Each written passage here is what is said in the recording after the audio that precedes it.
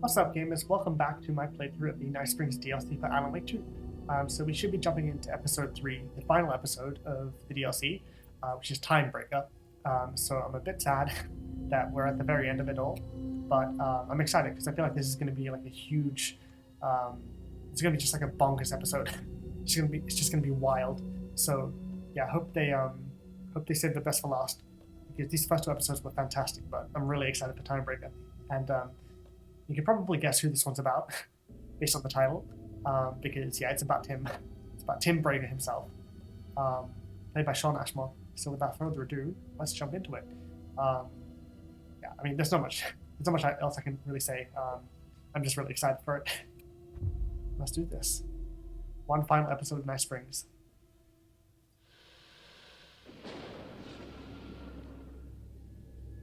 We often look back and wonder, what if?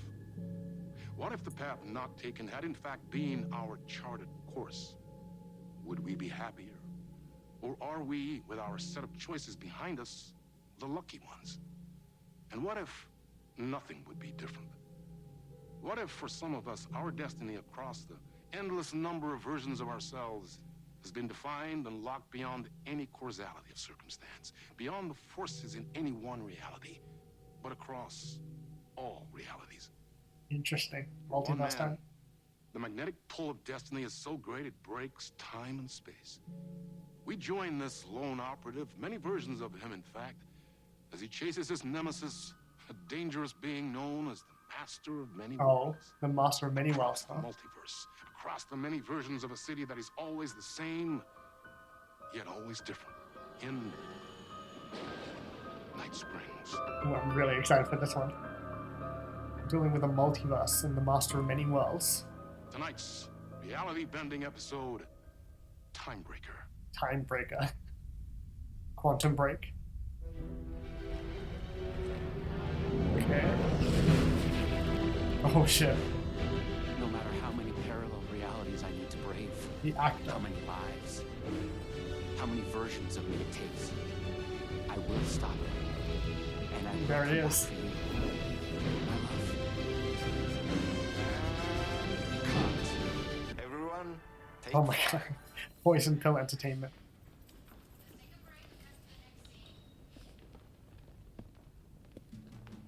The actor, huh? And the director.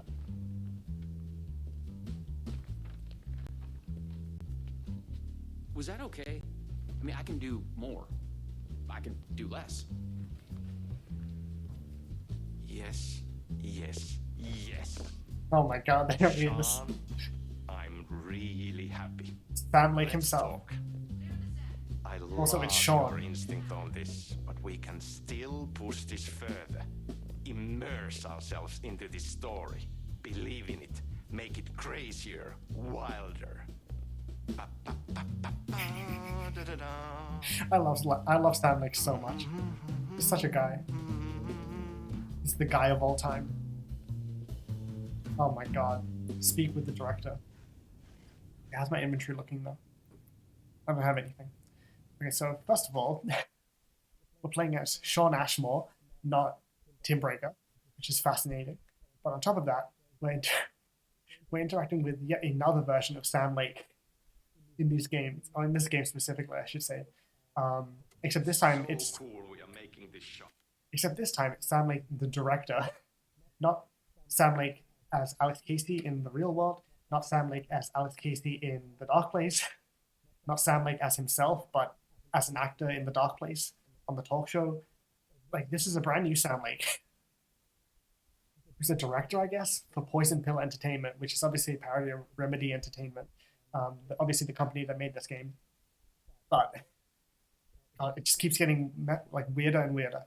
So yeah, we're playing as Shawn Ashmore, the actor, who's being played by Shawn Ashmore, the actor, in our world, who also plays Tim Brager.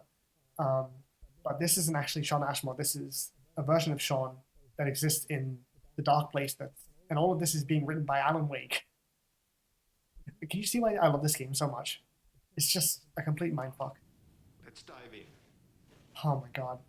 And this must be the talk show set, but repurposed for Poison Pill Entertainment. So, who are you? with the shades on. Oh my god, this game is We just have melting my brain. plenty to talk about. Hi, Sam Lake, the director this time. You wanted to talk? You wanted to talk? It's awesome to be doing this with you again, Sam. Sean, it's so good to have you back. We've been dreaming about this for so long, and now finally we are making Timebreaker, the video game. Oh my god. It's happening. Yeah, and FMV as well. That's so cool. FMV, Of full course, motion video. That was part of the previous game as well. Oh my god. They're just making it so meta at this point. And not to mention the fact, sorry, I'm going to pause again. Not to mention the fact that all of this, I guess, is also a parody of Quantum Break, which is another game that Remedy made with Sean Ashmore in the title role. And I believe there's a line at the end of the game where he says, "I will come back for you." I don't think he says "my love," but he says, "I will come back for you." So obviously they're referencing that in this during that cutscene that we just saw. Like, it's just like an Ouroboros at this point. It's like 10 Ouroboroses eating themselves. Like, I don't know what the fuck is happening, but this is awesome. So yeah, they're referencing Quantum Break, but they're not actually referencing it because they don't own the rights to Quantum Break. So this is like legally distinct Quantum Break. Okay, about my character. I'd like to talk about my character, just get deeper into the lore. Hey, God. I could talk about this for days. He's a multiversal agent. Goes by many names as there are many versions of him. Breaker, Branch, others. He's searching for his lost love while his ruthless nemesis, Door, Mr. the Door. master of many worlds, is murdering versions of him across parallel realities. Interesting. He must track down and stop Door. That's so cool. You've done cool superhero roles in the past. He was in the X-Men Long movies. term, the agent will grow into the ultimate iconic superhero. Oh, that's awesome. It is wild because I'm sorry. I'm gonna keep pausing because this is just. I need to talk about all of this. I can't just rush through this. It's even wilder because yeah, like Sam just said, Sean Ashmore was in the X-Men movies, right? Like he played Iceman in, I think it was the second and third movie. I don't think he was in the first one. But it's what's even wilder is that I'm watching the X-Men movies for the first time in real life in my spare time because of Deadpool and Wolverine coming out in a couple months, or next month I should say. So the fact that I've just watched like the first 3 movies with Sean Ashmore in them, and he's playing Iceman, and this was like what 20 years ago, and now I'm playing as Sean Ashmore being played by Sean Ashmore. Like, this game is fucking absurd, dude. I love it so much. Oh my god. Okay, about my gadget. So the vortex and the gadget. Sorry, I keep forgetting its name. There's just so many acronyms here, but it helps me travel through realities. Acronyms are cool, right? Like tiny mysteries. The FBC. You power up your PRS, polyhedron reality polyhedron. shifter with the SEN shifter energy node to activate a Lumivista TV and ride the vortex between realities. Oh my It's god. all REC, Ripple Effect Corporation tech. And you have a gun and a TPS, Timebreaker Solidifier, to defend yourself. Oh man, this is fun. Right. Yeah. Also interesting that he said polyhedron because obviously because Hedron was the container for Polaris in Control, so it's all connected. Your vision of the multiverse, You clearly have your own vision of the multiverse. which is even The more meta right because vision, the truth, it's all out there. all of That's this is where in the these Remedy connected ideas universe. and inspirations come from. They seep through.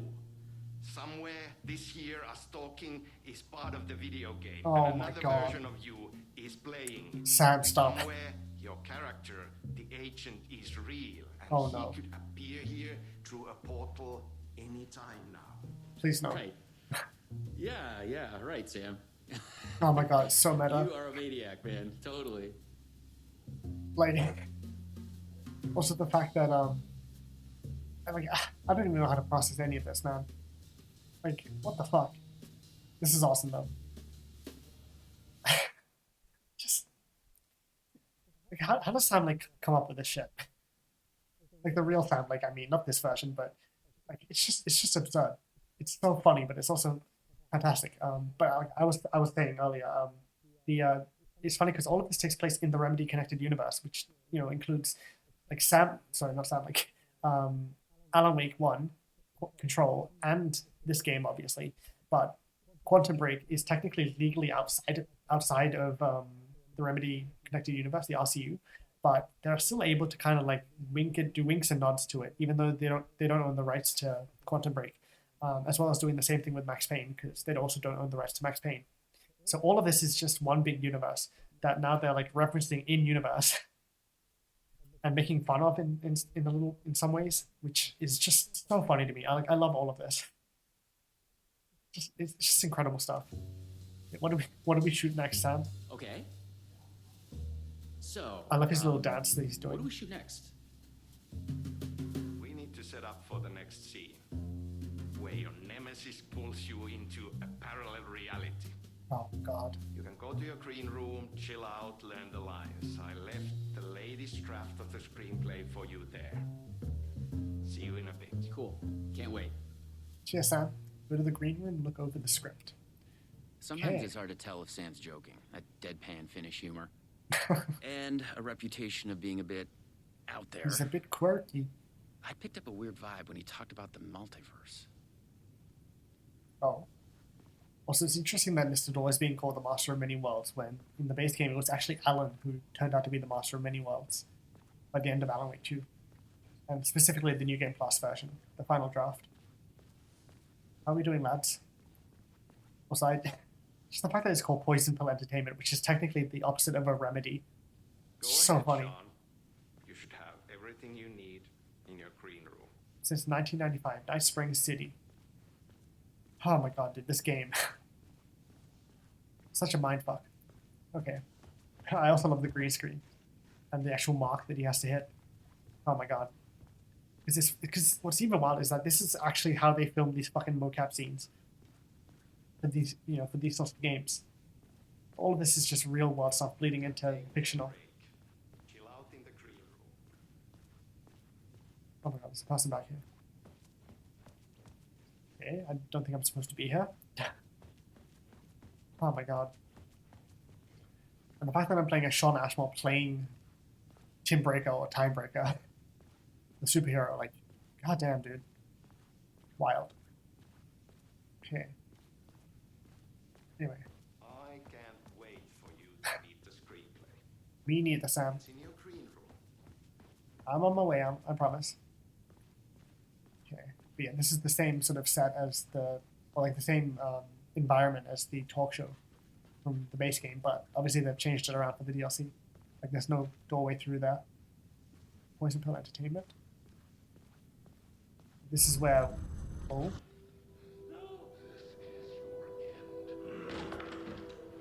Oh shit. What the fuck was that? Hello? Was that another version of Tim or Sean? The dressing room. It's where we got the Dr. Darling Easter egg for the first time with that book that he wrote, The Master of Many Worlds or whatever it was. Okay, it's another dressing room. I also can't tell if this is the brightness reset. Never mind, this is max brightness. Whoops. Oh, there we go. Oh, okay, that's much more visible. What the fuck? Okay, let's just head into my green room, Sean Ashmore. What the fuck is this? Oh, I thought I'd no. gone mad. Then I realized Sam was playing a crazy prank on me. There's no way this was real. Look over the script, examine the body. Yeah, that's me, all right. That's Sean, dead. There's a gun. There's the whatever that magic wand thing that he said they talked about was, and a lot of blood. Jesus Christ. That's the script, the screenplay. Okay, this is basically like Alan's green room in the base game.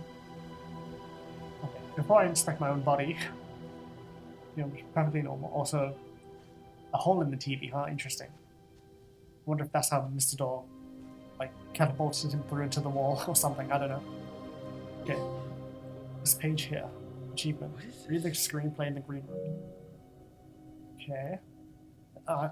Prediction. I'm gonna assume this is the script that we're about to read is actually what just happened. Is like Sean like hearing a noise and then walking into the green room to, investigate and then seeing his own body. I bet that's what the script is. Okay, Timebreaker, written by Stan Lake, the director/writer. Okay, suddenly psychedelic colored lights flare up through the open doorway. Oh, and it's even wilder because Stan Lake is actually he's like the co-director of this game, I believe, right? Alongside oh god, what's his name?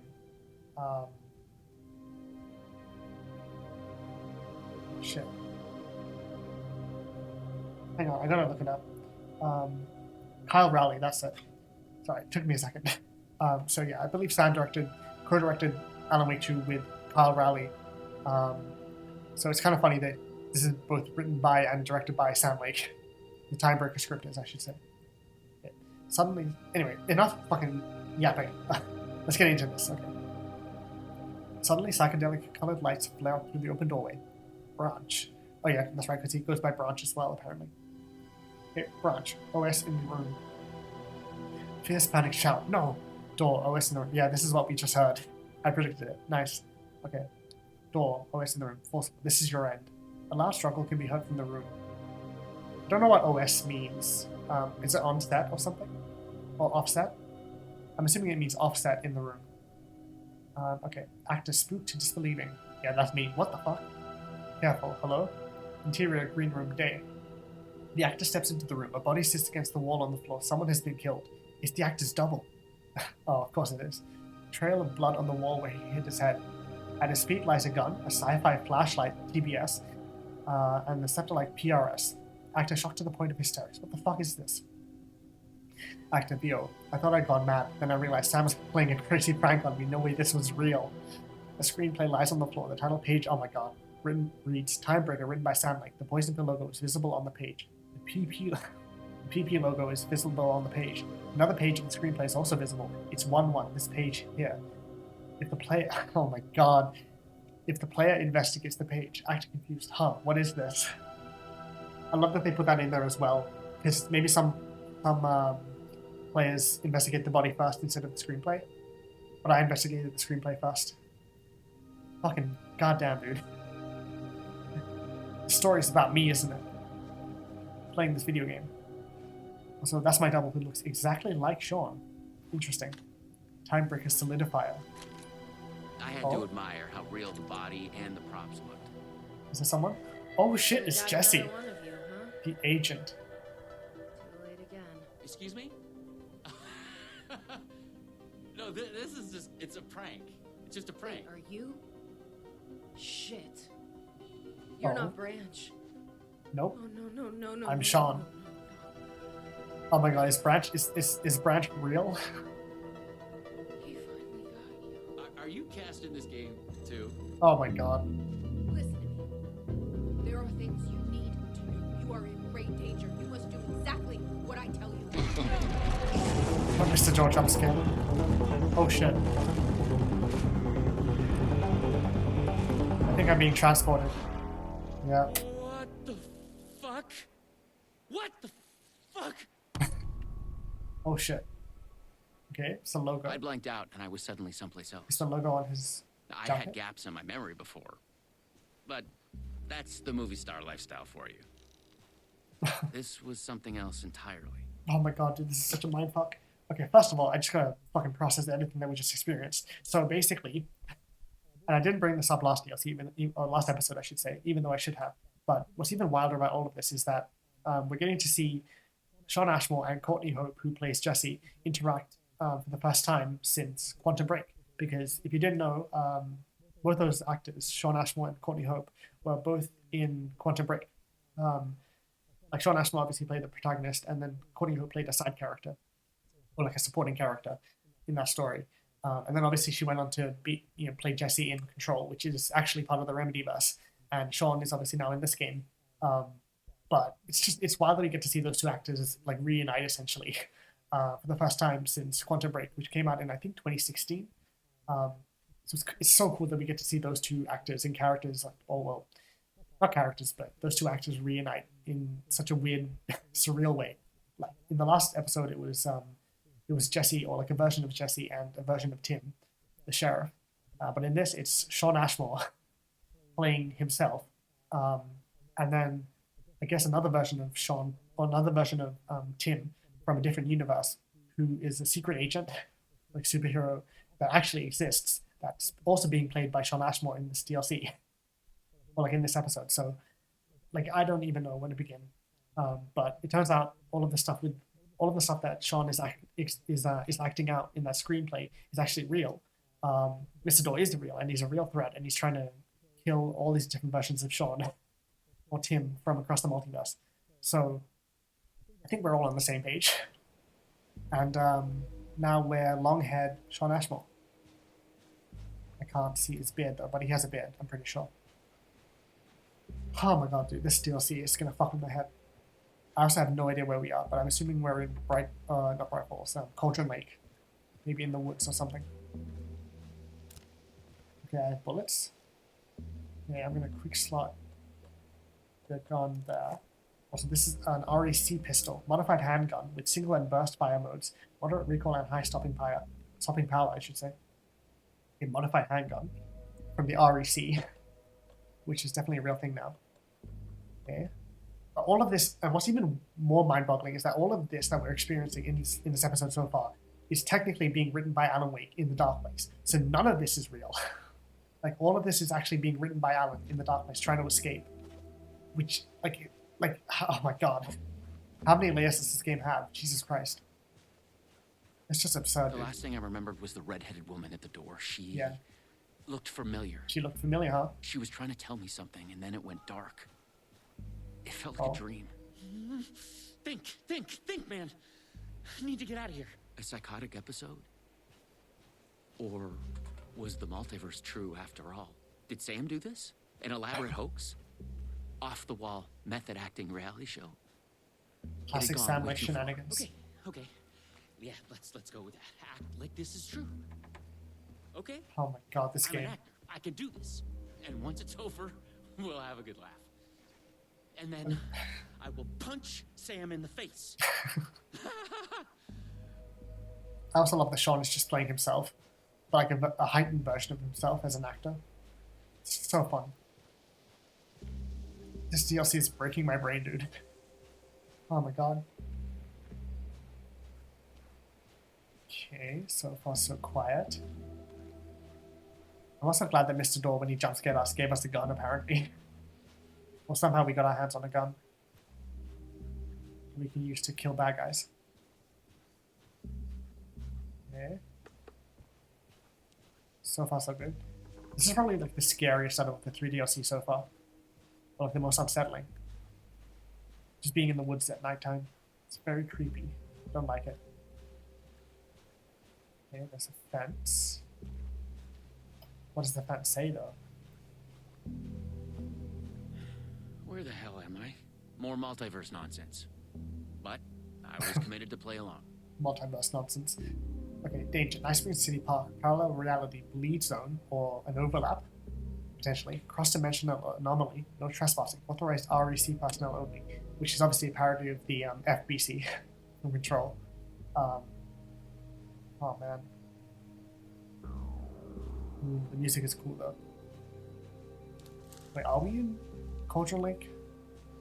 Actually, I think we are. Yeah, I recognize this bridge. This leads into the previously flooded area from the base game, but obviously that's not the case in this game or in this episode. But yeah, this is the bridge that leads to like the Witchfinder station, I think it is, and What had Sam said? the cabin. I needed to find an energy node and use this rod thing with it, the PRS, was it? Oh yeah, that's And look right. for some kind of TV to get the hell out of here. So we have I know you guys can't really see this, but it's the time breaker solidifier in the top right, and it's a light-emitting device capable of solidifying time breakers into a single reality, making them vulnerable. Okay, gotcha. So that's what Mr. Door is using to kill different versions of us. Polyhedron reality shifter, scepter-like device capable of activating gateways between realities when charged. Okay, gotcha. Also, I think I'm just gonna pause real quick. But I also think it's really fucking funny to me that that when the base game came out, everybody like in the community called Timbreaker Timebreaker because, you know, it's just one extra letter, and because of the whole Quantum Break connections, like in Quantum Break, Sean Ashmore's character, I think his name is Jack Joyce, he can manipulate time. So everybody called Timbreaker in this game Timebreaker, but now they've actually made that canon, which I think is even funnier. Like, we're actually literally called Timebreaker in this multiverse storyline, at least in Night Springs. So I just think that's just fucking genius. I don't know, writing from the team at Remedy to actually like lean into the whole Timebreaker bullshit and actually call him Timebreaker in this. It's so funny. I also hope I don't have to find any wolves because that would freak me out. I know I'm yapping a lot this episode, but I have so much to say. Like, I feel like this is the most I've had to say about one of these Night Springs episodes so far. Because it's just bonkers, dude. Okay, is this path blocked? I'm assuming it's blocked. Oh, never mind. There's a path there as well. There's a path here. Okay, interesting. Multiple paths. Oh wait, no, that's the bridge. Whoops, my bad. Okay. Don't mind me just getting lost, as always. So that's the path forward. So what's... No. Door's coming. He knows where I am. What was that? It's coming. Oh shit. It's about the trailer. I need to hide Oh. the energy. I need to get it away from the trailer. Away from the TV. No! God! No! Oh my god. Oh my god. I'm just now I wasn't remembering how certain this was this... a prank anymore. I heard a voice in my head. It sounded like me. Insanely, I heard the thoughts of another version of me. The one living here. The trailer was his. I'd check it out. Don't think. Just act. Okay, I remember now. So, from... It took me a second to realize how the layout of this worked. So basically, like, that path leads all the way in that direction, but then this path leads up to the Witchfinder station, or whatever it's called in this episode, or in this reality. And then there's like another staircase that over in that direction that like leads down back to this path. So I could go that way, but I'm going to go up here first, and then like loop back around down the other staircase. It took me a second, but I think I've got the layout of this now. What's up here though? It's not going to be the Witchfinder station. Okay, yeah, there. That's where the Witchfinder station was previously. Okay, this should be the staircase down, or the pathway down back to the main path in the forest. But let's head up here first. The trailer, apparently. Ah, I see. They like transplanted one of the trailers from like all the way near the rental cabins, or like the general store in Cauldron Lake. They transplanted one of the cabins all the way over here, which is very clever design, developers. I see you. Because in the base game, this was actually like a 2-story building where we had to like solve some nursery rhymes, a saga. It's very unsettling though, but I like the music. I'm assuming we're gonna have to fight some bad guys in here. Okay, we have a truck, gate. So yeah, I'm assuming when they developed the DLC, like they, you know, tried to like rearrange the environments and like put different things in different spots, just to kind of switch things up, which is really fun. It's like, yeah, this definitely wasn't here. Like that gate and like this trailer in general. Okay, let's head in. The Luma Vista TV. According to what Sam had said, I needed the energy node. The other me had hidden it away from this trailer. Ah, that makes sense. It wasn't going to be that easy. But let's explore first, shall we?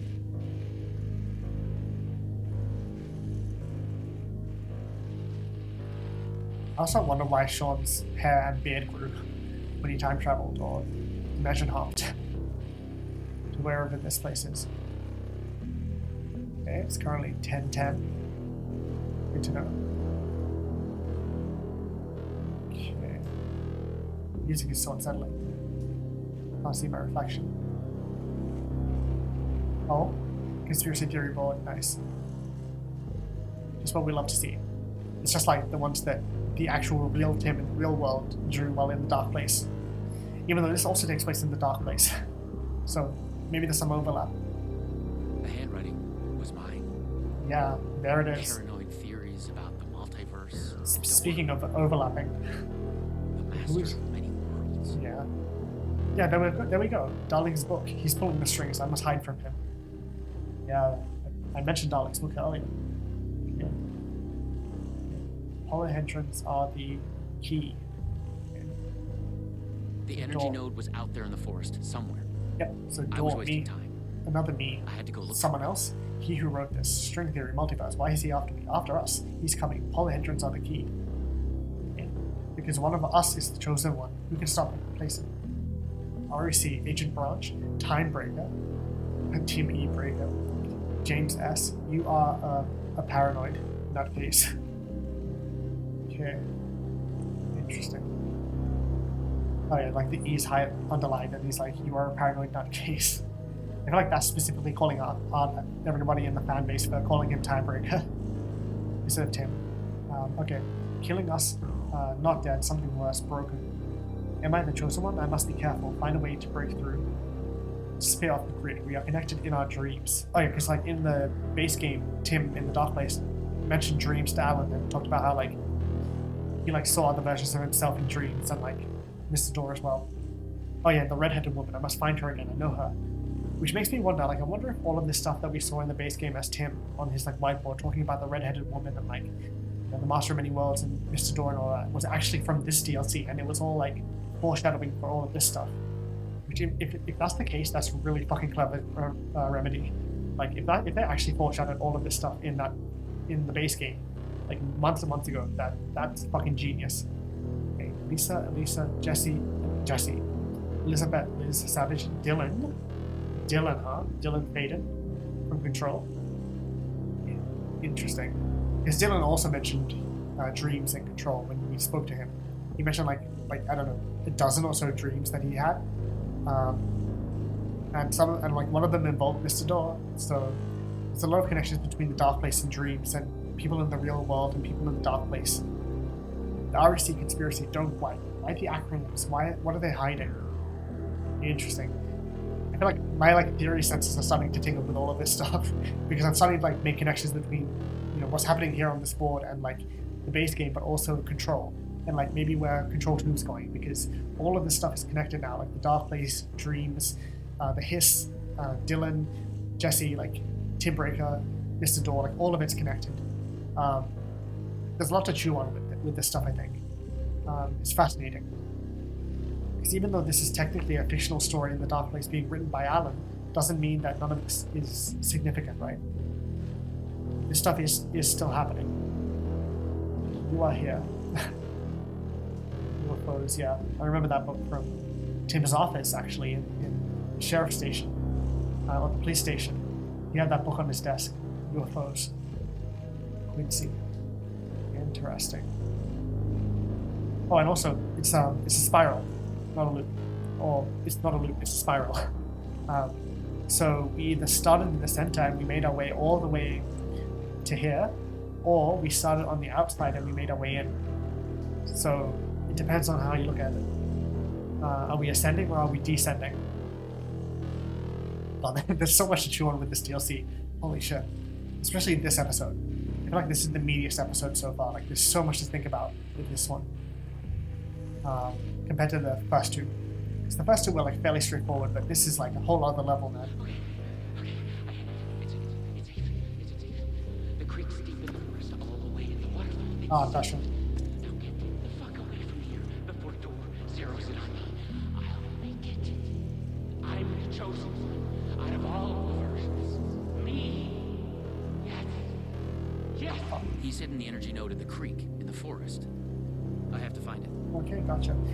But interesting to note, REC flashback, throwable weapon designed by the REC, emits intense burst of light, inflicting heavy damage and stunning any nearby time breakers. Which makes me think we're gonna have to fight some time breakers. Some alternate versions of myself. Which is very cool. The idea that we're gonna have to fight other alternate versions of Tim and of Sean. Other time breakers themselves. It's very exciting. Okay, this is the other staircase, I believe. Okay, that's the path down. This is another staircase. Or maybe it's the first staircase. Never mind, it's the first staircase. Okay, there was only one. Let's head down here, shall we? I'm assuming this path is going to link up down at the bottom. Okay. This is so much fun. I'm so into this, if you can tell already. We've got to find the REC, I think. Or the energy node. Never mind. Yeah, so that's the path that connects back up. Very clever. Unfortunately, no supply box here like there was in the base game. But, oh well. I'll press on anyway. I do have 59 bullets, which is good. Okay. I'm glad we're not going to have to fight any wolves in this DLC. It's just going to be other versions of Timebreaker. Okay, there's a supply box there though, which is good. Just what I needed. Painkiller's nice. Okay. Slot you there. Let's quick slot you down there. Nice. I'm ready. Ready to fight other versions of Sean. Or of Tim. Or of Time. Tim E. Breaker. Okay. There's the creek. Yeah, I remember this bit. There was a cult stash up there. But there isn't one here.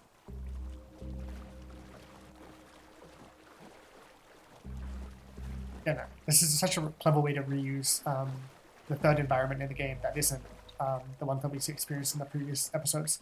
It's like we experienced Watery and Bright Falls, the town, but now in this one we're experiencing Cauldron Lake. I found the creek. So, where's the energy node? Yeah, I'm assuming it's down here. There's also that path up there. Okay, never mind. It's the path up there. Here are the versions of Time. I'm just gonna call him Time. Okay. Let's head up here, get some more supplies, please. More bullets and another flashbang. Yeah, I'm definitely gonna have to use those flashbangs. Oh. Got some light over there.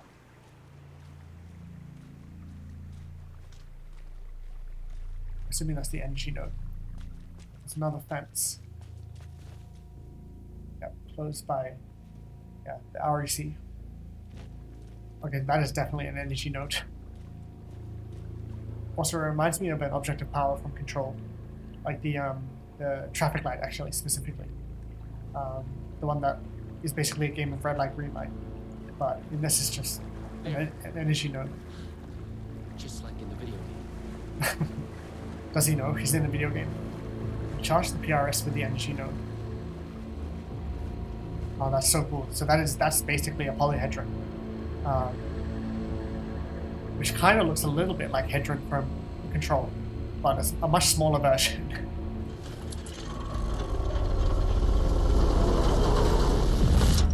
PRS was charged now. Nice. I had to get back to the trailer and the TV. Oh boy, this is where the enemies come into play. Oh shit. That's scary.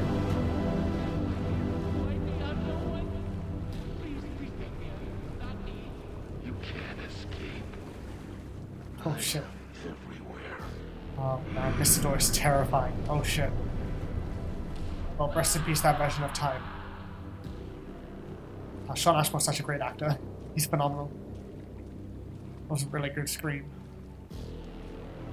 Oh god, we're gonna have to fight someone down here. You better, fight a gun once in your life, Sean, because you're gonna have to soon. Oh boy.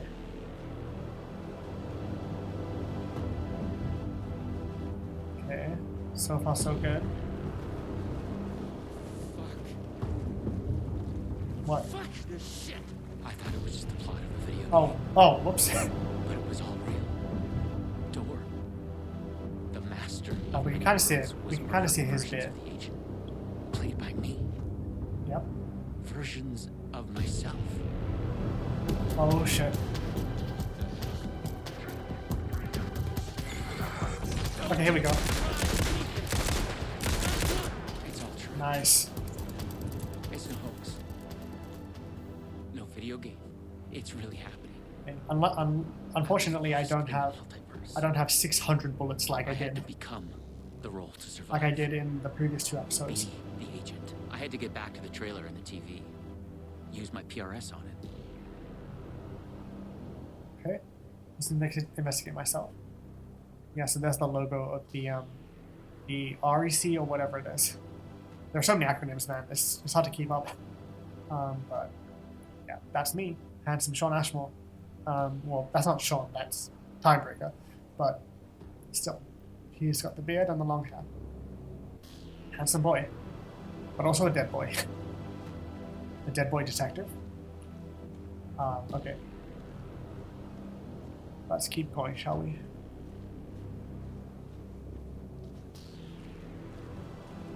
I might switch to a flashbang actually, just in case. Actually, never mind. Actually no, I have 2, so I might as well use 1. Because I don't want to like get through the whole episode without using any of my weapons. You know, like I want to use my arsenal if I can. Okay, let's keep going. Also, double check this. Never mind. Let's keep going. Dora would be coming for me next. I didn't want to face him. I wonder if this is gonna end like a But I door couldn't boss shake battle. the feeling that it was inevitable. That'd be wild. Yeah, let's charge the TV, shall we? No, another time break is around here, right? Oh boy.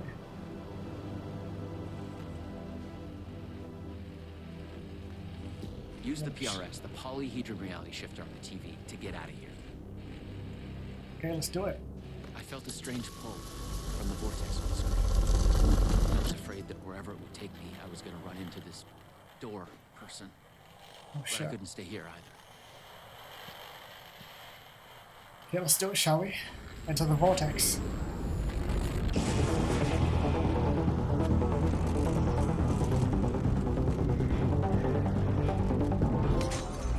Oh shit, okay, ride the vortex. Travel to a new reality. Oh boy. Oh no. We're in the Ocean View Hotel. No. Oh, no. At least we're clean shaven now, at least a little bit. Lost the long hair, even though you look pretty damn good with it, Sean. I'm not gonna lie. Yeah, so that's why that TV exploded when I saw it in the green room earlier. It was us exiting the TV and entering this reality. Although in that version it was Dor like sending a version of Tim into, or like a version of Time into the wall and he died.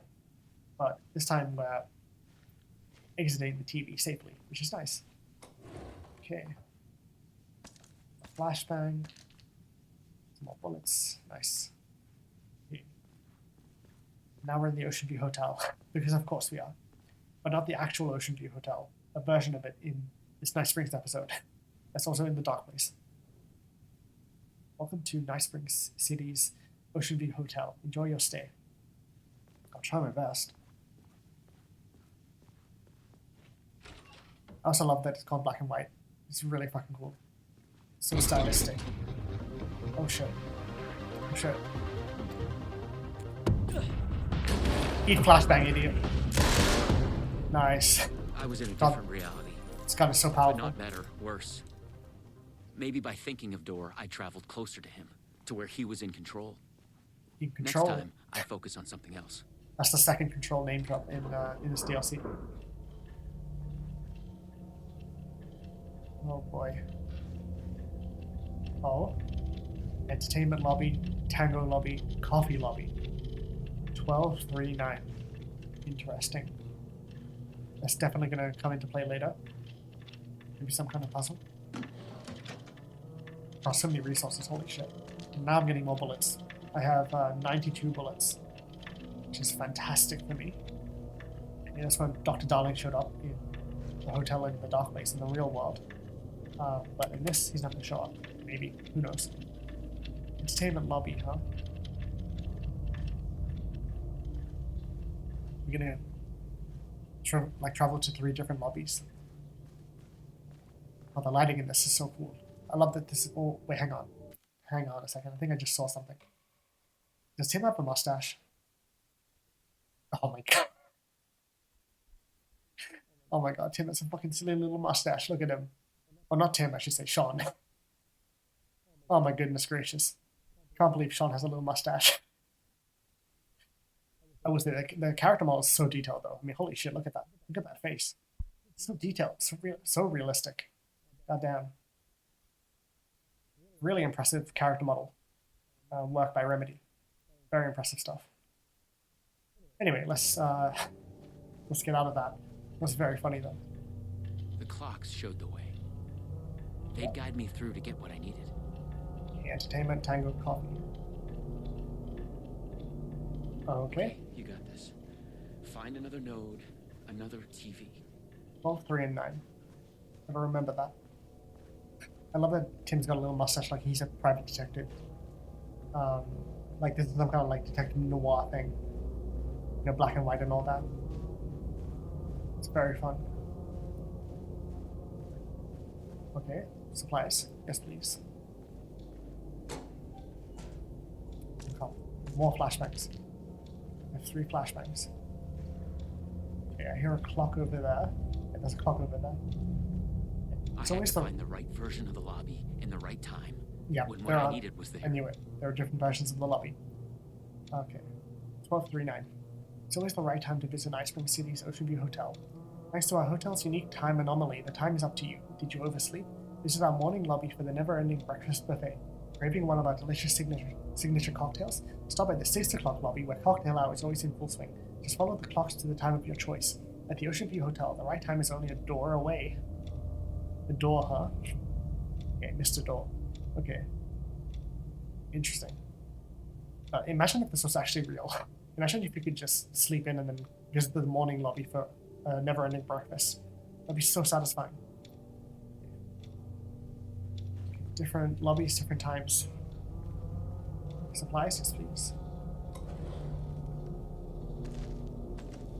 God, I have 18 batteries, Jesus Christ. Okay, we have a hallway. So that's 6 o'clock. That's 3 o'clock. That's 12 o'clock. Okay, interesting. Was one of them 6? I don't remember one of them being 6. No, one of them was 12. 12, 3, and 9. Okay. Don't know why that one's 6 o'clock then. We have 3 lobbies to choose.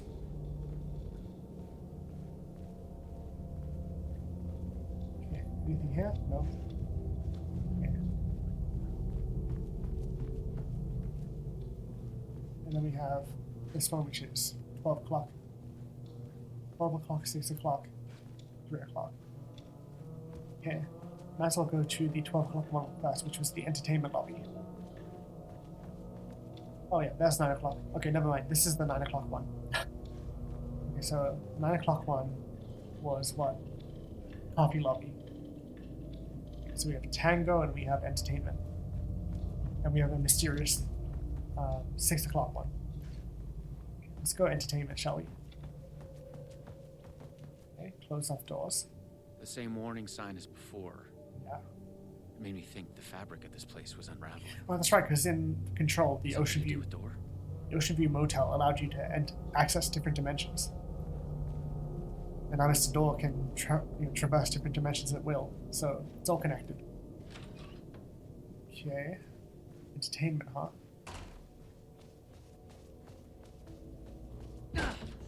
Hell yeah, he has the charge animation. A Lumavista TV. I just needed energy to power it. Okay. I couldn't hear the thoughts of the other me, the one native to this reality. Maybe Door had killed him already. I was gonna say, that's not a good sign. Not a happy thought. No one at Poison Pill had mentioned they'd made a comic book of their game. Oh, here we go. But then, maybe Poison Pill didn't even exist in this reality. Maybe in this reality it's Remedy. Comic book, Timebreaker. Thrilling adventures through time and space. Who is our mysterious traveler?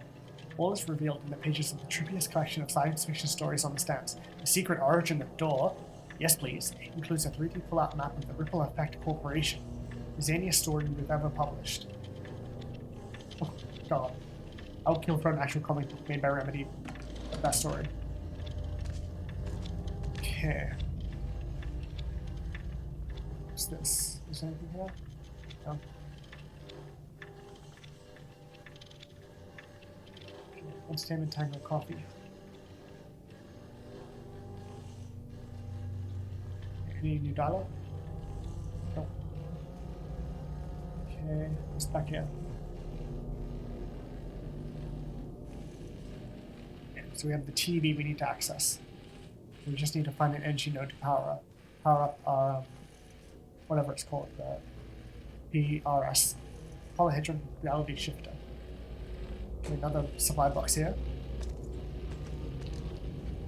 Nice. Okay, this is still the same, it seems like. Okay, this is the 12 o'clock one. So I'm gonna open up this for some supplies. Because of course I have 200 and what is that, 14 bullets. Oh my god. Okay. Never mind, I have even more. I have 250 bullets. Okay, now we can travel to a different one. The question is which one? Okay, so we have 9 o'clock and we have 3 o'clock. And we have 6 o'clock. So that's the original one. So I want to travel to the... which one is it? What's the next one? It's the Tango lobby at 3 o'clock. Let's try that one out. Nope, it's this one. Nope, it's this one. God damn it. Okay. Tango lobby. I wonder what's going to happen in the Tango lobby. Is it going to be a dance battle? Hell yeah. I forgot. The Finnish tango. Ahti. Where are you, Ahti? Ahti the janitor.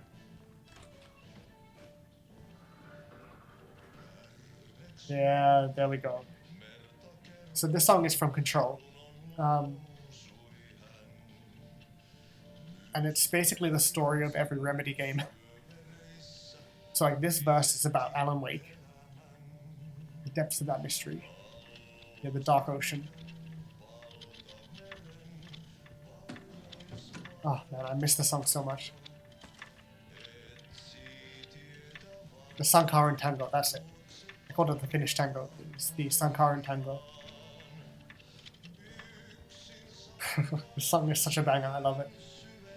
It's such a soft blanket of a song. Whenever I hear it, it makes me think of Control, and I love that.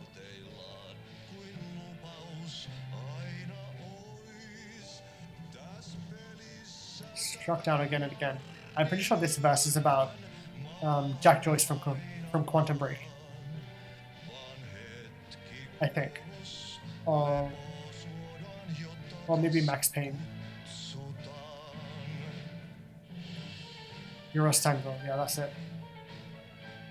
Yeah. Oh my god, is that Ilkavili? I don't even know what that says, it's all in Finnish. Thomas Sane, yeah, there we go. Never mind, it's not well, it is technically Ilkavili, but it's playing Thomas Sane. Oh no, this verse is about Quantum Break. Time breaks into eternity. Tim Breaker. Yeah. I'll come back for you, my love. I'm so glad they had the lyrics translated so I can tell you guys all about the song's lyrics and its meaning. Oh man, I love Ahti singing. The hero has 1,000 faces.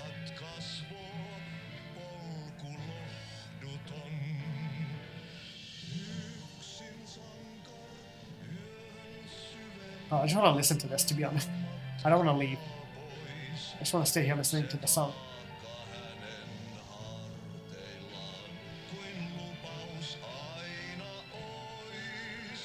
Sing it, Ahti. You know, this verse is about Max Payne, I believe.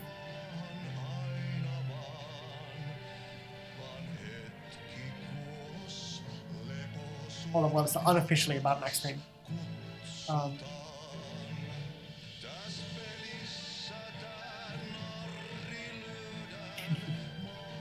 What a vibe.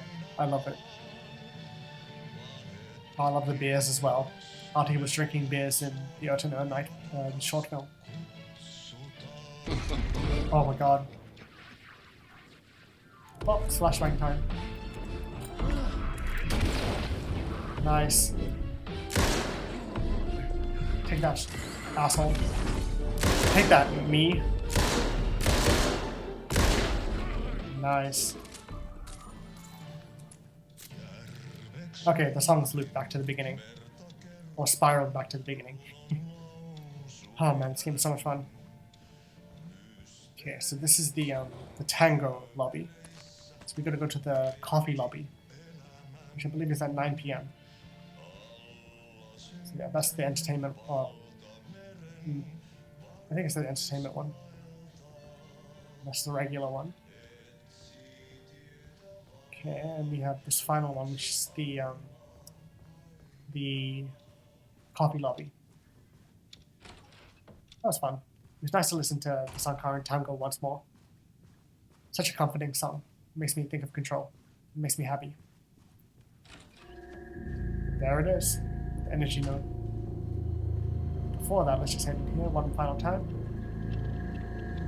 It's also a very clever way to like reuse the looping mechanic from the base game, where like the different environments loop for Alan and Saga, and now like this environment is looping for Tim, but it's just different hotel lobbies.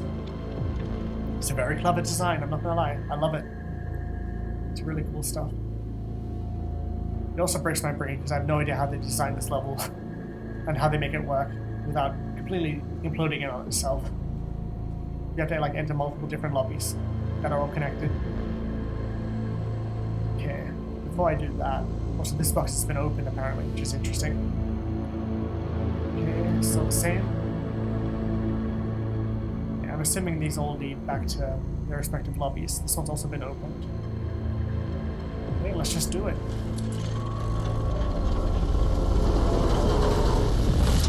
The PRS was charged up. Nice. Now I'd find my way back to the TV. Yeah, the question is, where was the TV? When I used the TV to travel between realities, I was thinking of Door. And the vortex brought me here, where the time breakers attacked me. I think it was the entertainment lobby, right? 12 o'clock? I could be wrong, but I'm pretty sure this is where it is. Yeah, so the same. Okay, let's just head down here, shall we? I believe this is where the TV was, unless I'm wrong. I know it's in the original lobby. Oh shit. Eat my ass. Okay, oh there you are.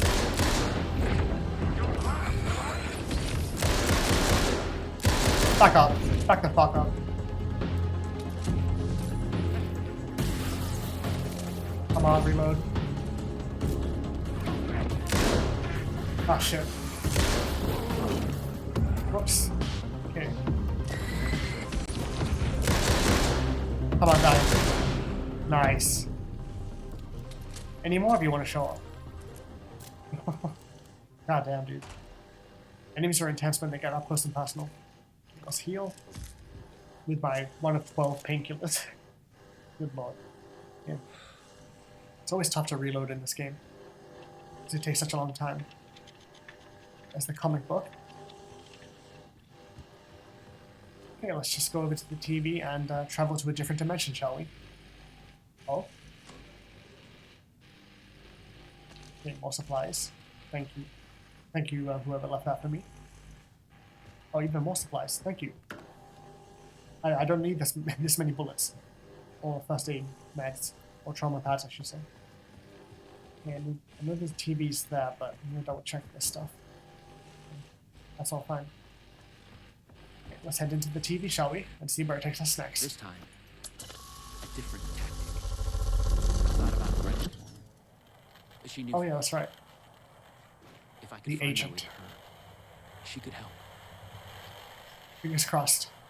I also wonder what all these symbols are. Like the what is that? A pentagon on his shoulder. In the first one, it was like technically a square, but it was more of like a diamond shape. So I wonder what all the shapes mean. I guess they're polyhedrons, right? Something like that, anyway. Maybe like the different aspects of the polyhedron. Okay, we're in Doctor Who now. What the fuck? Ah, comic book time. Nice. A strange. Oh my god, of course we're in a comic book. Still, yet moving. Like frozen snapshots on a sequential path. That is a comic book. Thoughts flowing free. Like Oh my god. text read out loud. He's entered the comic book dimension. Oh my god, is this a fucking comic? Oh my god. We're actually gonna turn the pages. Holy shit. Oh, that's so fun. REC. It's you. I made it. Oh, the mustache and the beard and the different versions. Door pulled you away. Thought you were gone, for sure. Oh I my focused god. on you when I entered the vortex. I was trying to reach We'll you. come back to you, my love. You are. Oh my god, it's full just like the ending of Quantum surprises. Break. When he said that to Courtney Okay. Hope's character. Let's try this out. This fucking game, dude. Also, I would say this is also a very, very clever way to come up with like a brand new sort of vibe or like aesthetic or ending, I guess, without having to, you know, spend like millions or like hundreds of thousands, if not millions of dollars, trying to like, you know, do mocap and like, you know, make it photorealistic and like do all the graphics and like animate everything. Like this is a very clever way to get around that by turning it into a comic book. But like putting like a ton of effort into the art style and like the shading and the lighting and everything. Like this is a really gorgeous looking comic book panel, or comic book page, I should say. I would love to own this comic book in real life. Nice Spring City. Welcome to the headquarters of the Ripple Effect Corporation. It's just like the FBC in Control. We were making a video game of the multiverse. Archie, Now it's suddenly real. there he Real is. and not real exist side by side in the multiverse. That makes Echoes sense. flow through it like currents in a cosmic ocean, the Sea of Night. Oh, the Sea of Night. That's the name of an Old Gods of Asgard song. So if you like buy the official like Old Gods of Asgard Rebirth CD, I think it is, that they sell on their store online, they have like a bonus song at the very end that's called the Sea of Night.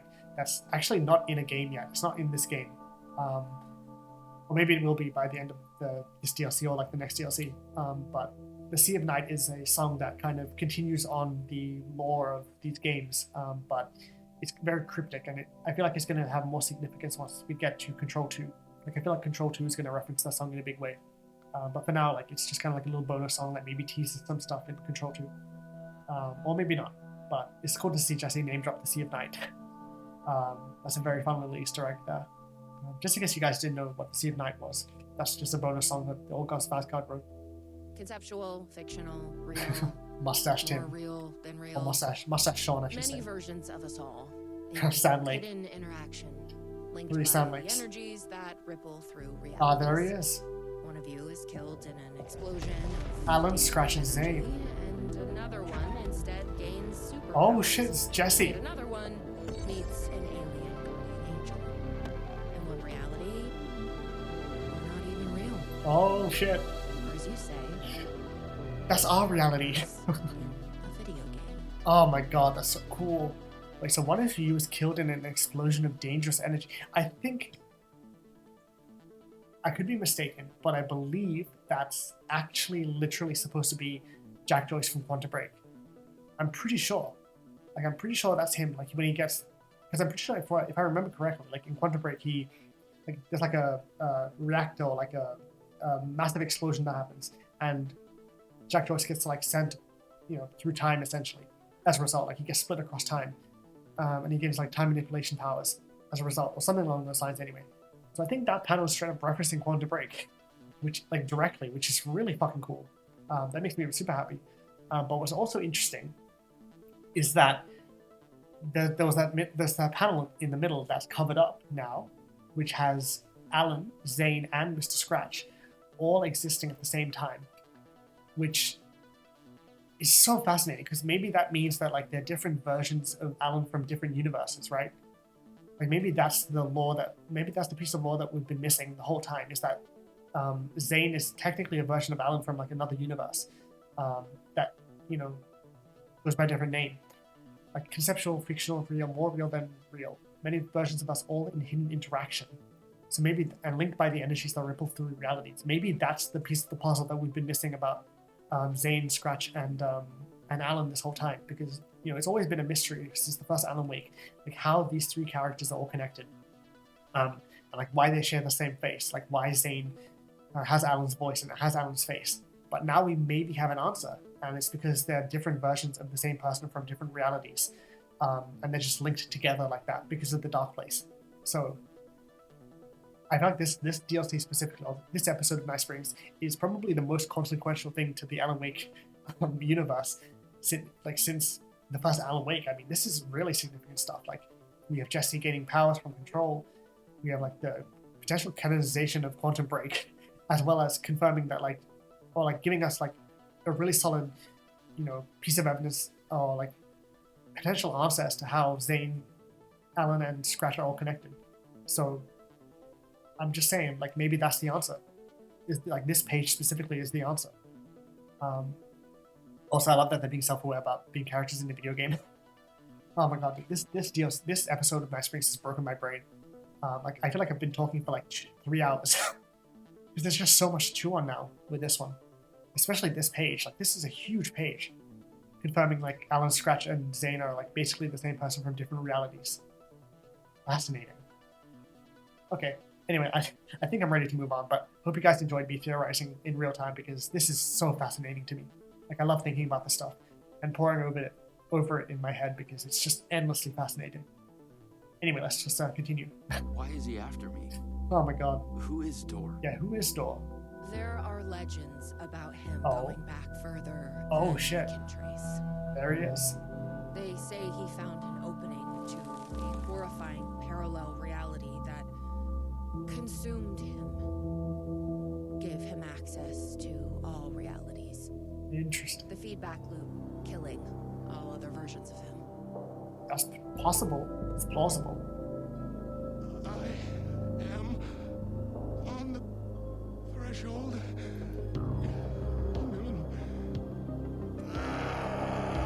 Oh shit. This is the Dor origin story we heard about in the comic book. Oh shit. That's so cool. Okay, so, oh man, because like the thing is, right, speaking of Quantum Break and how this is all connected, in Quantum Break there's a character played by, and I mentioned this here and there in my Control playthrough and my Alan Wake 2 playthrough, but in Quantum Break there was a character played by the late but great Lance Reddick, who, I can't remember his character's name. I think his name was Martin Hatch, but he's basically a character who can like transcend the multiverse. Like, he could transcend different timelines, and he was kind of like on top of it all, and it was very mysterious in that game, I believe. And unfortunately, Lance Reddick passed away, but I believe David Harewood is playing. Lance Reddick was gonna play that character, or like he was gonna play Mr. Dor in Alan Wake 2, but then obviously he passed away, and so they got David Harewood to play the character. But I'm pretty sure like that's why all of this is happening. It's because Dor is connected to all these different realities. And like, I don't know if this origin story that we're reading about right here is actually real. It might not be. It might just be bullshit, or it might be just like a version of the truth. But there's a lot more to Mr. Dor than meets the eye, and I feel like we're gonna hear a lot more about him in Control 2, and whatever happens after that, because I feel like he's a massive player in this universe, and I feel like we're just on the we're just at the beginning of like his plans and like what he wants and like where his story is gonna go next. So I'm super excited for all of this. I think it's fascinating to think about Mr. Dor and what all of this means. We don't know why, but he sees the versions of you as a threat. He's killing them, bringing them back as time breakers. We thought he was after Branch. Now I'm thinking he's been after you. Your lives playing apart the master of many worlds. We came through the door. Interesting. All right. What can I do? Oh man. He must be stopped. He leaves dead realities in his wake, and he's In his wake? only picking up speed. Oh I'm man. just an actor. You could fool me. You travel through realities with greater accuracy than anyone I've ever seen. Beyond Dor. Interesting. You picked it up just like that. Finding Okay. the place that made him may be the key to killing him. Oh shit. That was our theory. But we could never find it. Oh, this is so exciting, so interesting. Oh man, because like it begs the question, like, what is Mr. Door's true motive and like his identity? Like, what does he truly want? Because there's a huge question mark of like why he pulled Tim Breaker in the base game into the dark place, right? Like, why did he pull Tim into the dark place? He didn't kill him. Like he's like they're saying in this page, like he didn't actually kill Tim. He just put him in the dark place for some reason, and maybe it's because Tim is just the most powerful multiversal traveler because of Quantum Break, and Mr. Door sees him as a threat. So that's why he put Tim in the dark place. And I feel like maybe in Control 2 or in whatever game comes after that, we're going to be like dealing with Tim in the dark place and trying to get him back in order to stop Mr. Door from whatever he wants to do. Or maybe trying to, I don't know, like maybe Mr. Door is just going to, I don't know, it's hard to say because like maybe he's evil, maybe he's not. Like maybe he is killing all these versions of Tim, maybe he isn't. Like it's impossible to say. But it's just fascinating to think about like what Mr. Door really wants and like what all of this stuff means. But I feel like this DLC is a huge, or like this episode of Night Springs is a huge stepping stone between this game and Control 2, as far as like setting up the narrative and like where we're gonna go with like Tim Breaker and with Mr. Door and like with Alan, Scratch, and Zane and Jesse and like all this sort of stuff. So it's really interesting. And I feel like this is going to be like a huge piece of lore and like evidence to think about when it comes to what happens next in the Remedyverse. But I don't know, maybe that's just me. Maybe that's just me like going completely off the rails and like theorizing too much. But I feel like this is a huge deal for whatever's going to happen next in the Remedyverse, because Alan Wake 2 resolved pretty neatly, right? With Alan and Saga and Alex Casey escaping the dark place and everything, but there's still Mr. Door, there's still Tim Breaker, like there's still these loose ends that we still don't know where they're leading towards. So I feel like that's what they're maybe teasing here, like setting up. So I don't know, it's interesting. But I don't think Mr. Door is straight up like destroying realities and like killing Tim Breaker in every reality. Like I feel like there's more to it than that. Like he's not just straight up evil, but we'll see what happens. Anyway, yeah. I'm gonna need a drink of water after all this. Holy shit. It's fascinating. What you think you are feeling is Yeah. just an echo. The version of them from Quantum Break Version of us in that were like in love, some other or like they had a romantic connection. Maybe. But maybe? You'll come back for me? Yeah, that's what he says in Quantum Break. Maybe. Man, they are like really, really straddling the line of legality. Just an echo of an event carried over from another reality. That's fun. But they are really pushing the limits of how much they can reference Quantum Break in this game without, getting Microsoft lawyers involved. But it's very fun though. I love seeing like these little echoes and references to Quantum Break. Like, I'll come back for you, my love, and all that. And the fact that these two actors and these two characters are like connected across different projects, like, it's so interesting. Like, I feel like I'm not the only one who's like I'm not the only one who's super fascinated by this stuff, right? Like, you guys must be losing their minds as well, hopefully, unless I'm just a crazy person. But goddamn, this shit is just extremely fascinating to me. I love it. I can't stop theorizing about it. I love this universe and this game so much. Oh my god. I was an REC agent. This was my mission now. Hell yeah, Sean Ashmore. Focused on him. The darkness, the Entropy. the core, the master of many worlds. This is so cool. I'm assuming that's it. It's probably going to be the end. Yeah, to be continued, goddammit.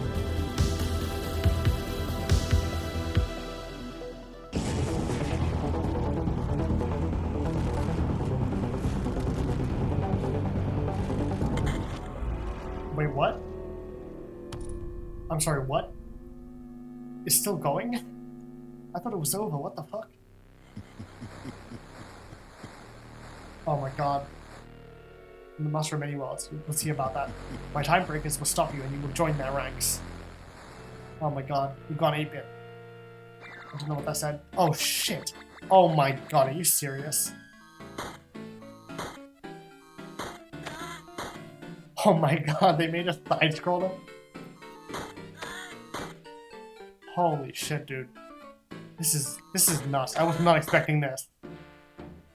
This is so cool. A completely different stuff from the base game. What the fuck? No wonder this DLC took months to come out. This is nuts. Oh shit.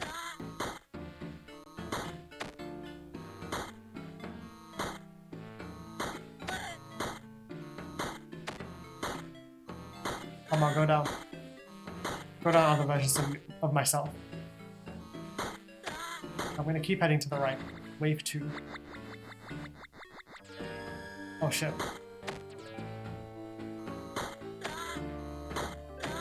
Okay, I refuse to die to this side-scrolling bullshit. It's not bullshit, it's fucking awesome, but you know what I mean. Okay, what happens over here? Okay, never mind, it's closed off.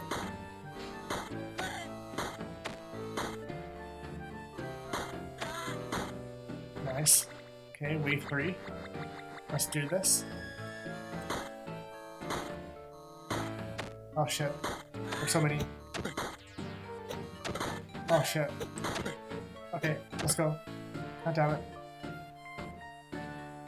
I also love the MIDI version of the Sankara Tango. Okay. Almost. I've lost some 3 health bits. Okay, I'm just gonna stand in this corner. And hopefully I won't die. Standing in the middle of the room was a bad idea. Okay, final wave. Okay, that's good to know. Okay, this is fine. I'll just stand over here. I don't know if this is a flashlight I'm using, but whatever it is. Or the PRS. Press it. Out of all the versions, you might be the chosen one. Join me and we'll rule together. No, never. You will regret this. Also, I was lying. Oh shit. Boss battle? Is that a TV? Oh, cube. Okay, gotcha. But is there anything over here? Ah, gotcha. There's the TV. Okay, that makes sense. This is so cool, dude. This DLC is fucking incredible. And it's just the first DLC of 2. Oh my god, I love this game so much.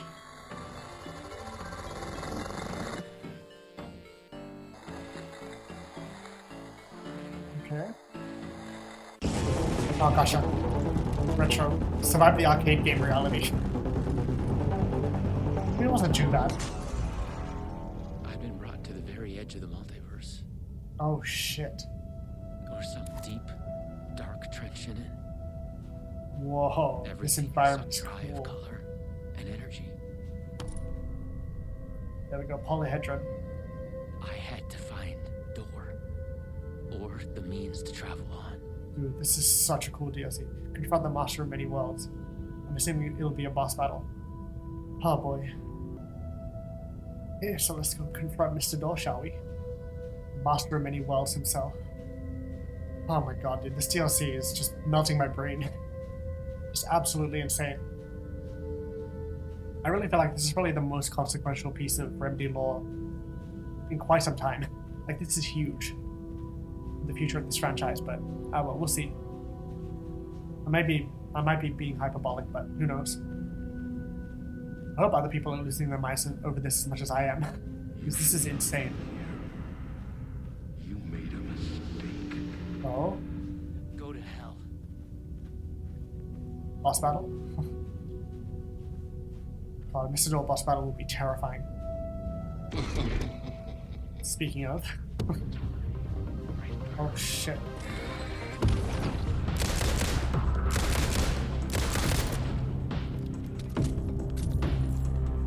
Where are you? Where are you, me? Come on.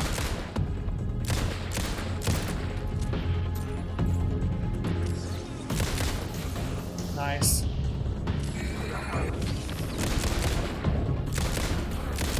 Still getting desperate. Nice. Okay, not too bad. Just 2 bad guys. 2 versions of me. There's another energy node over there. Oh, this is wild. So cool, though. I mean, no wonder this is episode 3 of the DLC. I feel like this is the biggest and most crazy episode so far. Try to get PRs with an NG node. Okay, let's do it.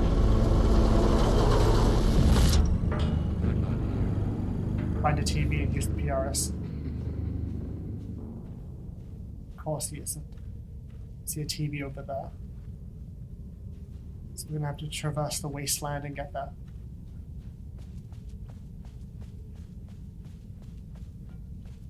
Okay. So far so calm, but we'll see what happens. There's so many polyhedrons, I guess. No, my name is Tim. No, my name is Sean.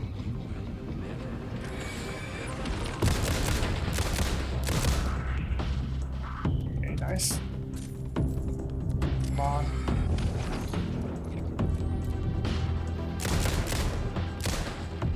Okay, let's use a flashbang. Get fucked.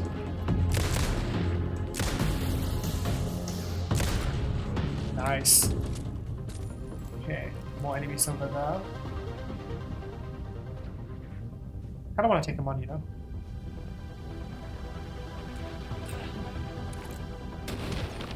Nice.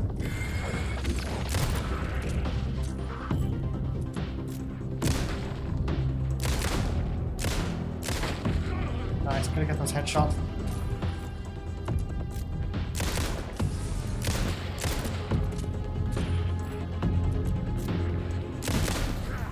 Hell yeah. God, it's so satisfying. Usually having almost 300 bullets. It's just absurd, but it's really fun. I love how much they cranked up the power fantasy aspect of these DLC episodes. It's not so much a challenge as it's just like super fun and badass. I was close. Just to kick some I ass. knew I was close now. Luma Vista. I also love they're sticking with Luma Vista as the name of the TVs in this universe. It's very fun. Okay, let's go. Okay, confront the master of many worlds. Let's do this one last time.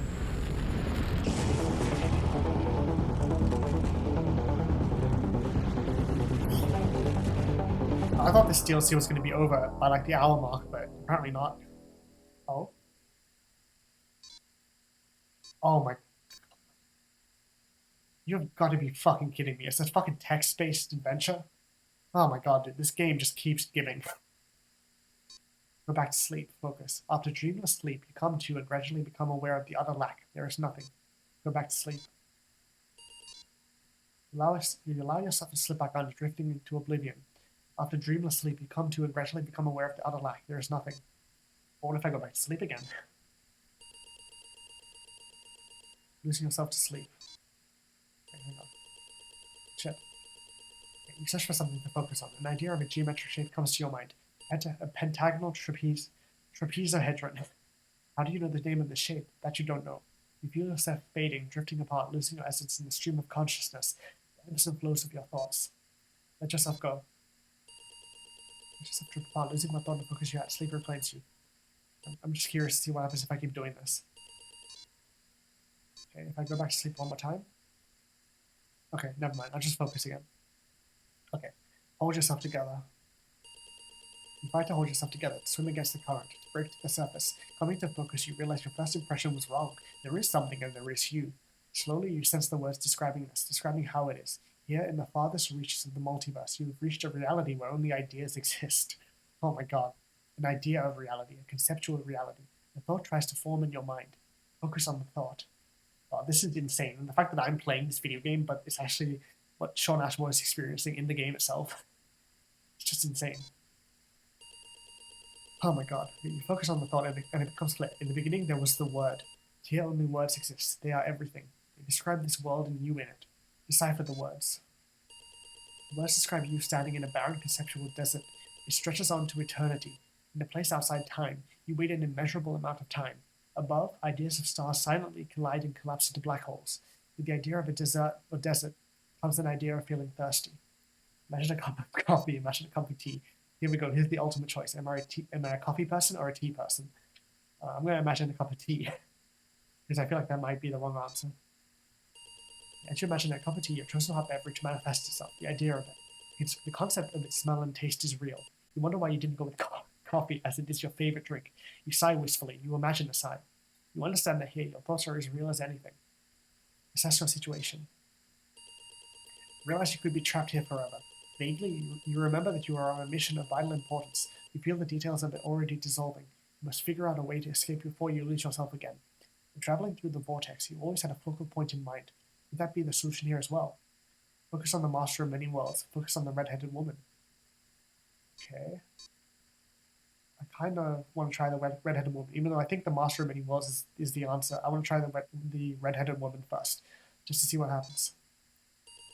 You think of her, she's there. You are with her. This version of her knows nothing about the multiverse. Her name is Lisa. She's the dancer. Yeah, we heard about Lisa in like a document earlier. One of the many names of the red-headed woman. I think it might have been on the whiteboard. She's a dancer. She wears a spiral pendant around her neck. A spiral, huh? You feel a strong pull toward her. Tell her that you've come back for her. Thank her for coming back for you. Tell her that you've come back for her. She thinks it's a pickup line, but it makes her smile. There is an echo of it having been said many times across many realities, and that gives it gravity. It's like a constant. It's like a canon event. Not long after, you are a couple. You are head over heels happy, but what you experienced in the multiverse still haunts you. Forget your past, conceal your past. I mean, God, I wonder if there are multiple endings. Like, I wonder if there are different endings for this DLC. Conceal your past. You pack your RC equipment in the box and drive to a nearby bridge. You throw the box over the railing, watch it hit the water and disappear into darkness. The ripples spread across the black mirror surface. You vow to hide your past from everyone, even Lisa. She thinks you are crazy. Settle down to live your life with her. You return to your acting work, but stay away from video games. You love Lisa, but you don't get to spend a lot of time together. You are both busy. She trains hard. She has a big dance production in the works. You can tell her she is very tired, not doing well. She's having trouble with her ankle. She asks for your advice. Should she cancel her new show or push on? Okay. Having trouble with her ankle. Oh boy. Advise her to cancel. Encourage her to push on. I feel like, it's better to cancel and do it again later on when you're healed than push on and hurt yourself even further, right? Advise her to cancel. Advise her to cancel and look after her health. There will be other shows, yeah. She cancels her show, disappointed, and collapses. She's burned out, more tired than either of you would have realized. She needs to rest. Her ankle will heal. She thanks you for being there for her, but you can tell she's disappointed. Give her some space. Find a way to distract her. Distract her. Now, this has become a visual novel. Well, not a visual novel, but like a text-based novel. What the fuck? Oh, no. Oh, no. I just realized where we're going with this. You feel you both need a break away from the city. You surprise her with a rented cabin on an island in a breathtaking caldera lake in the Pacific Northwest. Oh no, dude, it's Alan Wake 1. You tell yourself you can rest here. You think you can be happy here. Tell her you love her. Oh, fuck. We're fucked up, guys. It's the events of Alan Wake 1 all over again. She says she loves you too. That night she wakes up to a terrible nightmare. She's distressed but eventually calms down in your arms. The nightmare comes every night after that. In her dreams, she's aware of the multiverse, the many versions of you and her. In her dreams, you are murdered again and again. She doesn't want to sleep anymore. You are worried. Tell her the truth about the multiverse. Hide the truth. It will only upset her. Oh, fuck. What do I do? I might as well tell her the truth. It's too late at this point. You tell her the truth about the multiverse. Her dreams have felt so real that she immediately believes what you tell her. She's furious at you for keeping this from her.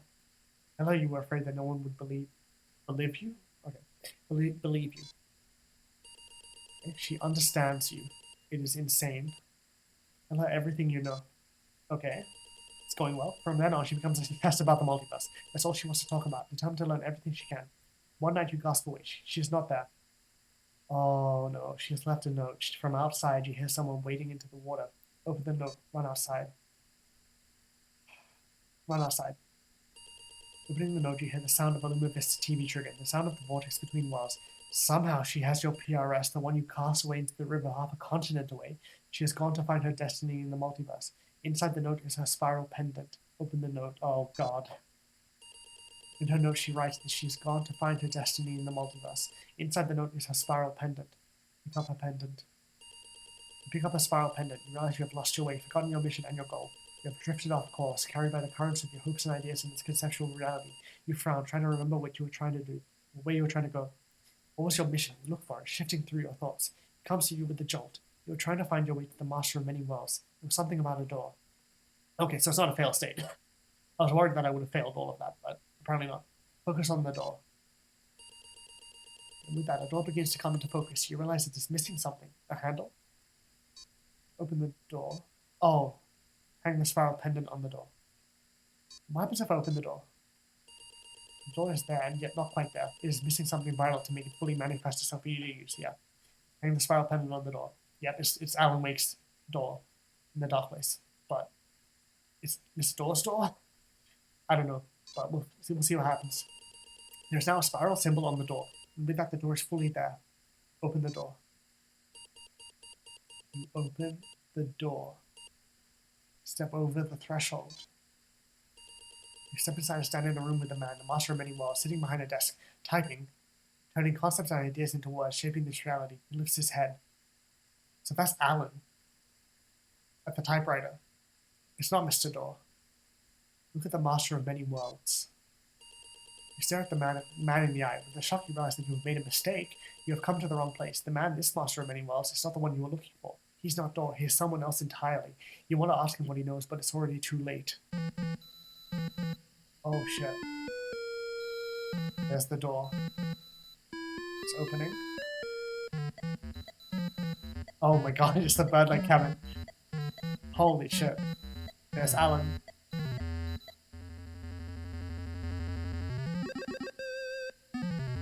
Damn it, Alan. We have witnessed a case of mistaken Oh, identity. fuck. That's it. But in the vastness of the multiverse, with an endless number of versions of ourselves, what is identity anyway? Oh, Can man. there be more That was than awesome. one master of many worlds? Oh. Or did our hero take a wrong turn somewhere along the way? I definitely took a wrong Was turn. this particular journey precisely what was needed to make him the one he was meant to become? One thing is certain. I am your host. The one and only Warland. Oh, shit. And this is Night Springs. Ooh, that was so good. Oh my god, dude. Oh my god, dude. Multiversal Agent. Episode 3 Timebreaker. That was unbelievable. Holy shit, what a DLC.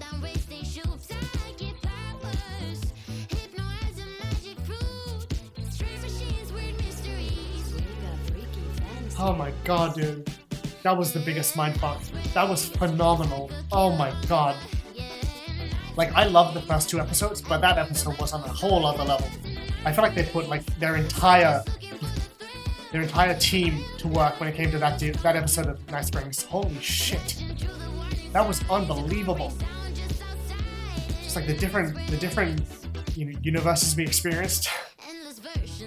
Like the Poison Pill Entertainment Studio, the woods with the cabin, or like the trailer, Black and White Dimension, the comic book, or like the Black and White Hotel, I should say, and then the comic book, and then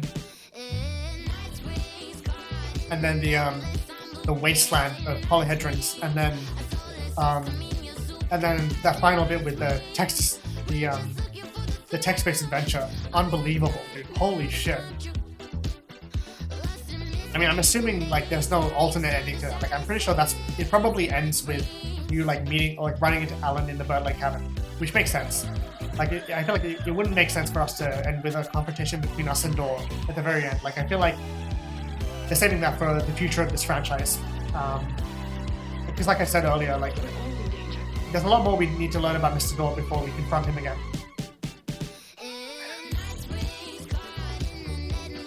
I mean, that was fucking god tier DLC. Holy shit. Unbelievable. Like, the first 2 episodes were fun, but that last episode was so compelling and interesting and like mind-blowing. I mean, what the fuck? Like I mean, I went on a whole diatribe about what it potentially means for like the future of this franchise. But like, that was just unbelievable, dude. Holy shit. Like, I cannot believe how much they crammed into that last episode. But the first 2 episodes were also incredible, by the way. Like, not to diminish them, like they were incredible, but like that last episode, oh my god. the different layers to it, like what it all meant. The fact that like that version of Sean or like Timebreaker or whatever got so close to confronting Mr. Door, but he just failed at the last step. But who's to say that like another version of Tim can't possibly do that either, right? Like I'm assuming maybe the version of Tim in the Dark Place that in the base game is potentially the version that will actually succeed and confront Mr. Door, maybe, like who knows. But even though that version that we just played as of Sean couldn't succeed in this mission, that doesn't mean that another version of him can't, right?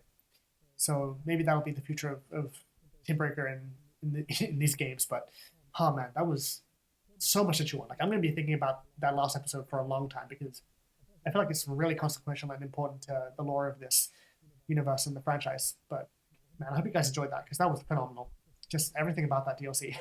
Like Rose's fanfic love story with Alan was incredible, so funny, like really, really funny and adorable, and just complete power fantasy. And then Jesse's story which was basically like a retelling of the events of Control, but in the Alan Wake universe, with Alan manipulating her and like trying to drag her into freeing him from his prison, but then failing in the end.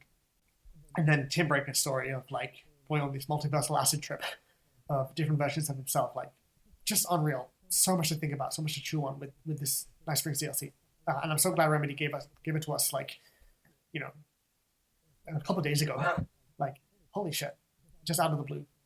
Really, really exciting. And I cannot wait for the Lake House DLC because I feel like that's going to be the one that continues the stories of Alan and Saga and like sets up Control 2 in a big way.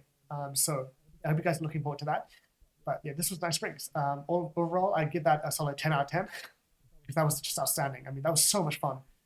Like really creative level design in terms of like reusing environments and assets from the base game, but like switching things up and like making it fresh for us.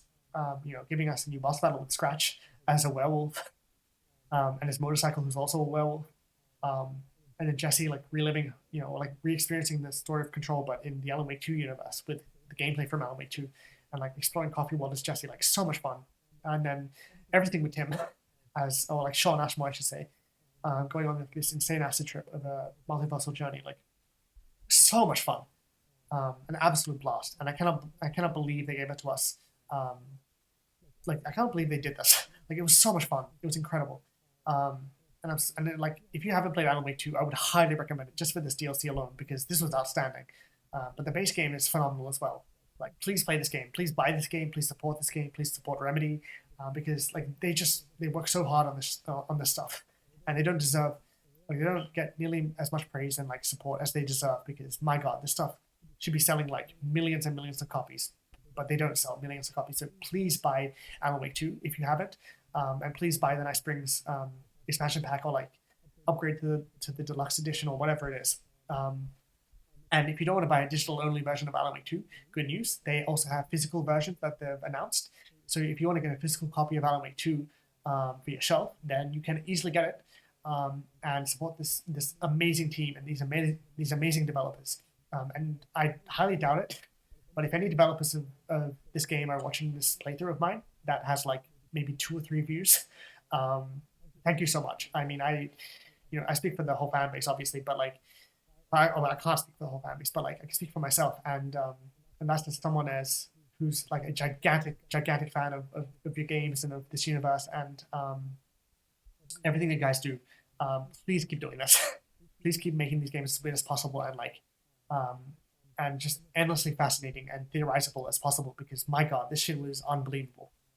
So much fun, so compelling, so emotional, so engaging and like thought-provoking and like, oh my god, just incredible writing. Like the writing in these games is just on a whole other level, especially this game, these DLCs. Like I don't know how you write a DLC about Tim Breaker going through the multiverse and like going on this crazy adventure, but having it not be Tim, having it be Sean Ashmore playing himself, and not lose sight of the plot and like not lose sight of the logic of what's happening. It's just absurd. Like I don't know how you write this stuff, but it's just phenomenal, and it's a testament to how incredibly skilled you guys are. So if any developers of this game are watching, thank you so much because I will support you guys until the day I die. Like, you guys are outstanding developers and you're probably my favorite development team. So yeah, that was Night Springs. I am gonna need to drink so much water because my throat is broken after speaking for like a solid, almost 2 hours now. Holy shit! I didn't think it was gonna be this intense, but my god, that was so interesting and so engaging to think about and to theorize in real time. But yeah, that was nice, Springs. In loving names, memory of James McCaffrey. Oh, Chasing the murder cult made me feel like I was there it caught is. in a loop. Every time I thought I was getting closer, things shifted around, and I realized I Oh was man. further away than ever before. Instead of answers, I only got more questions. The name of the cult and the masks they wore kept changing. The deeper into the dark depths I got, peeling off the layers of this case, like the ocean zones from twilight Oh my to god. midnight to abyssal to the deepest trenches, the closer I felt to going mad. Oh, James. Oh, that really fucking got me, dude. Oh my god. Oh, that was so sweet of them. And yeah, like, fucking nobody brought that character to life more than James McCaffrey, dude. Holy shit. Max Payne, the voice of Max Payne, the voice of Alex Casey, the voice of Director Trench from Control. Like, one of a kind actor, one of a kind human being and voice. And I'm so glad he was able to be a part of these games and that his work will live on. In playthroughs like mine and in copies of this game that exist, both digitally and obviously physically now. What a phenomenal performer James McCaffrey was, and rest in peace, because goddamn, did he deliver some of the finest performances in the video game industry. I'm so glad they did that though. Oh man, that was so sweet. Yeah. He was Alex Casey, he was Max Payne, and he was Director Trench. Goddamn. Just an absolute A+, god tier performer, actor, human being. So, yeah. Rest in peace, James McCaffrey. Oh man, that is Nice Springs. Good lord. What a hefty episode it was today. Holy shit. I'm gonna need to fucking I'm gonna have to go to sleep after this because that was so much. And then we also have the Lakecast DLC coming soon, which I'm assuming is going to come out in October, maybe. I've heard like rumblings it's going to be in October, but we'll see what happens. But goddamn, dude, that was, oh man, I'm going to need to take a break after that. Holy shit, what a phenomenal experience Night Springs was. Like, I know each episode was fairly short. Like, first two episodes were like 45 to 60 minutes long, and like I get that, and like that might be disappointing to some people, but first of all, episode 3 more than makes up for it because episode 3 is like a solid like hour and a half, or like hour and 15 minutes of just like the most thought-provoking shit I've seen in the Remedy universe up until this point. Like, holy shit, I'm going to be thinking about that, like this episode, for a long time. But like I get that maybe it might be a little disappointing to some people that these episodes were fairly short, but like, I mean, nobody does it like Remedy, man. Like these DLC episodes had more creativity than some other video games have in their entire playthroughs or like runtimes. So yeah, they're short, but like these were phenomenal DLC episodes. Just so creative, so funny, so fun. I love how they switched up the gameplay and the vibe of them all compared to the base game, and like made a completely fresh experience. Like each episode is so unique compared to the base game and compared to each other. Like, goddamn, please play this game. Please buy this game. Please support this game. Please support Remedy and the developers that made this game, because they deserve to make more crazy shit like this and more experiences like this. Especially in a time where video game studios are getting closed down and shut down and all that sort of stuff. Not that I think that'll happen to Remedy, because they seem to scrape by and like get by all the time. But please just support these developers, because they make some of the most unique games and experiences and stories that you can find in not just video games, but in pop culture and like storytelling, like movies, TV shows, video games. Like, this is some of the most unique shit I've ever seen in anything, in any story. So please support them. Please buy this game. Please buy Control. Just buy the DLC. Like, just support this game. Support these games and support Remedy, because goddamn, they make some really outstanding stuff. And like, this is a solid like 50-hour game at this point. If you really want to put the time it's like the base game, and then the final draft, and then the expansions. Just please support this game. That's all I have to say. So yeah, the Lake House is going to come soon in October, and obviously I'll be there day one, hopefully day one, or maybe day two, depending on when it comes out, and I'm able to record an episode at the time. But the Lake House DLC is going to be about Alan and Saga, and that's going to be like the conclusion to Alan Wake 2, which I'm not ready for emotionally, but it's going to be good. It's going to be some good shit. And then we're going to set up Control 2 in that DLC, I'm assuming, as well. So yeah, as always, hit the like button, subscribe. God, if you didn't get tired of me yapping for like a solid 2 hours straight, or almost 2 hours straight, bless you, because I don't know how you possibly could have stayed engaged for this entire time, because it's just me talking. But I just have so much to say. I have so much to say about this game and about this world and like the expansions. So if you watch this episode, and if you watched my playthrough of Alan Wake 2, and especially the Night Springs DLCs, thank you so much. It really means a lot to me, because I'm just one person in the sea of YouTube playing this game. That means a lot to me. It's probably my favorite game of all time now at this point. So yeah, thank you so much for watching. If you have, as always, like I said, hit the like button, subscribe, ring the notification bell, leave a comment down below. I'd love to hear what you guys thought of this episode of Night Springs, but then also the entire DLC, and how just bonkers and fun it was, and just over the top and crazy it was. I'd love to hear what you guys thought down in the comment section below. And I'll see you guys eventually for the Lake House DLC, but I'll see you guys next time for hopefully some more episodes of Uncharted 3 and Disco Elysium.